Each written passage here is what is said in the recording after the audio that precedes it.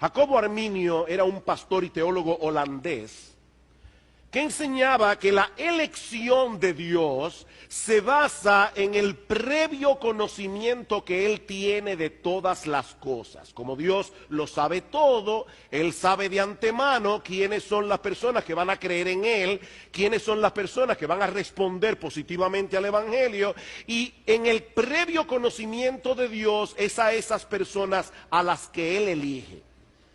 Eso quiere decir que según Arminio, no según la Biblia, pero según Arminio, la elección inicial no es de Dios, es del hombre.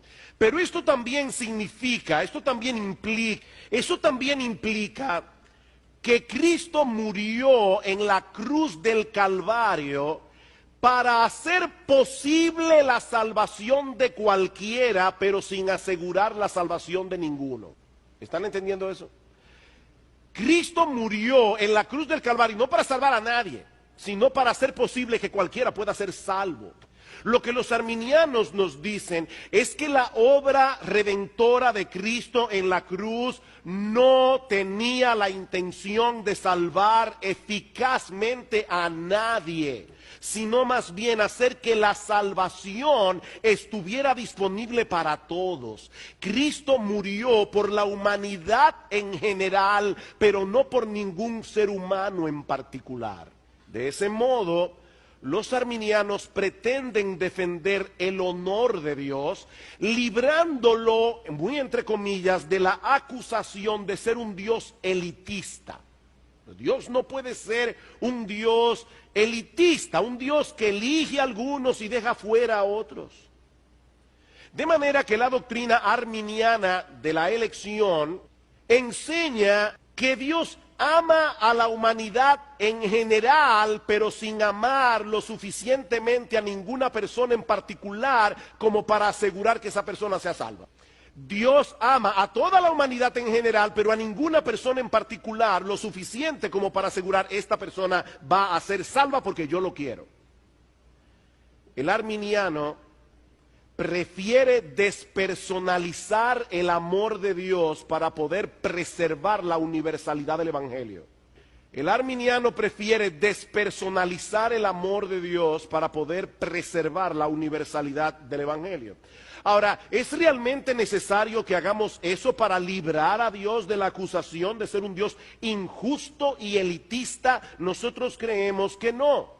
Basados en la enseñanza de las Escrituras, como yo espero demostrar en esta mañana, debemos defender, mis hermanos, debemos defender a toda costa la naturaleza eminentemente personal del amor de Dios que lo llevó a escoger personas concretas desde antes de la fundación del mundo para hacerlas partícipes de una salvación que ninguno merecíamos. Y eso nos lleva de la mano a nuestra perspectiva ahora, la perspectiva reformada de la elección incondicional de Dios. Noten el título, elección incondicional de Dios. Es elección porque es Él quien elige, no nosotros. Bendito el Dios y Padre de nuestro Señor Jesucristo, Efesios 1:3, que nos bendijo con toda bendición espiritual en los lugares en Cristo, según nos escogió en Él desde antes de la fundación del mundo, para que fuésemos santos y sin mancha delante de Él en amor, habiéndonos predestinados para ser adoptados hijos suyos según el puro afecto de su voluntad. Dios nos eligió, Dios nos predestinó. Eso está claro en la Biblia. Y es incondicional. Ayer en el panel de Ana María me encantó como ella decía que la familia es el único núcleo de la sociedad donde se da el amor incondicional. Tú amas a tus hijos incondicionalmente y te dan carpeta y tú los amas, y se enferman y tú los amas. Eso es amor incondicional. Te dan la espalda y tú los amas, es incondicional. Es incondicional porque no había nada en nosotros que nos hiciera dignos de ser elegidos. Y es incondicional porque la incondicionalidad es una parte esencial del amor. ¿Escucharon eso? La incondicionalidad es una parte esencial del amor. Cuando el amor es condicionado ya deja de ser amor. voy a hacer esto por ti porque yo sé que en algún día tú harás algo también por mí. Eso no es amor, eso es un negocio. Pero el amor, para que sea amor, tiene que ser incondicional. Y ese es el tipo de amor incondicional, el que Dios tiene por nosotros. Romanos capítulo 5. Y hermano, para mí es muy, muy importante que nosotros escuchemos lo que dice la palabra de Dios. Y cuando lo que dice la palabra de Dios no concuerda con nuestros sentimientos más íntimos del corazón, nosotros tenemos que decir, sea Dios veraz y todo hombre mentiroso, incluyéndome a mí mismo. ¿Qué dice Dios en su palabra? Romanos capítulo 5, versículo 6.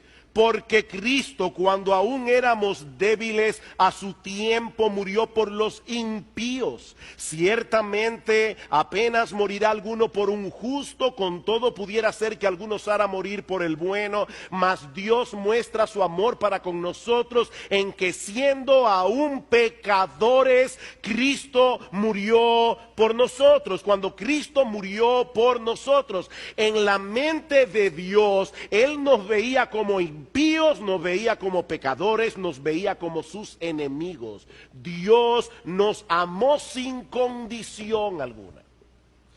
Ahora, debo hacer la aclaración que eso no quiere decir que nuestro Dios actúe de una manera antojadiza o arbitraria. No.